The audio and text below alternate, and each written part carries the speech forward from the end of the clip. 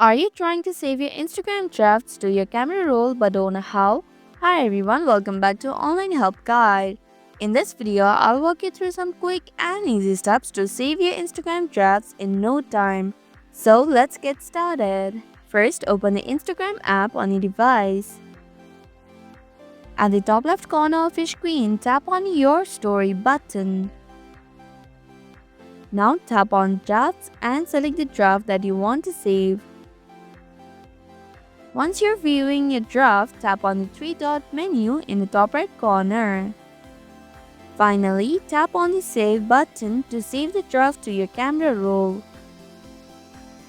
If this video helped you out, make sure to hit the like button and let me know in the comments if you have any questions or feedback. Also, if you're new here, don't forget to subscribe and hit the bell icon so you'll never miss our upcoming videos.